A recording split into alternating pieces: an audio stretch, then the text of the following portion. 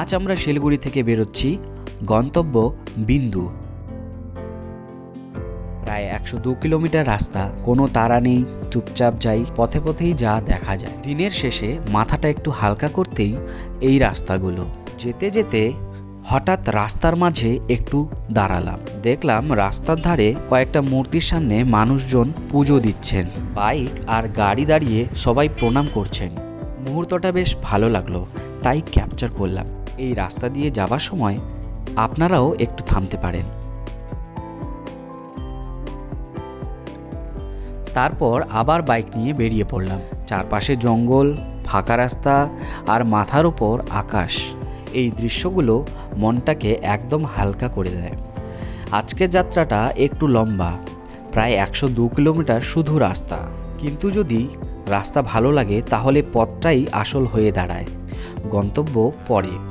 শিলিগুড়ি থেকে বিন্দু যাওয়ার জন্য দুটো রাস্তা রয়েছে, একটা সেবক হয়ে আর একটা গাজলডোবা লামাহাটা হয়ে।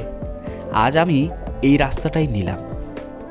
এই রাস্তাটায় চলতে চলতে হঠাৎ এমন ছোট ছোট জিনিস চোখে পড়ে যেগুলোর জন্যই দাঁড়াতে ইচ্ছে করে। কিছু দূর এগোনোর পর পথে একটা ছোট দোকানে দাঁড়ালাম। এখানে মোমো, চাউমিন, চা সবই পাওয়া যায়। আমরাও একটু খেয়ে রেস্ট নিলাম, কিন্তু এখানকার মোমোগুলো দারুণ টেস্টি ছিল। এই দোকানটার পাশ থেকেই দুটো রাস্তা ভাগ হয়ে গেছে। ডান দিকের রাস্তাটা চলে যায় বিন্দু, বাঁ দিকের রাস্তাটা চলে যাচ্ছে অন্য দিকে। আমরা ডান দিকের রাস্তাটাই নিলাম। এখন আর খুব বেশি দূর নয়, প্রায় 20 কিলোমিটার। রাস্তা ধীরে ধীরে আরও শান্ত হয়ে যাচ্ছে, বোঝা যাচ্ছে গন্তব্য একদম কাছে।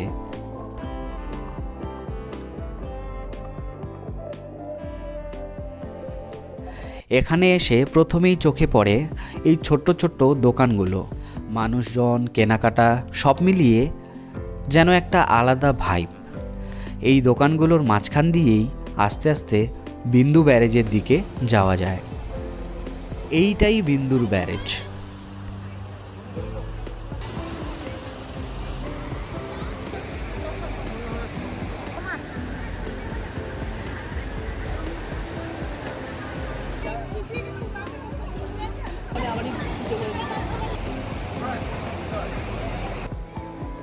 যদি এই জায়গার শান্তিটা আপনাদের ভালো লেগে থাকে তাহলে আপনারাও একবার ভিজিট করতে পারেন।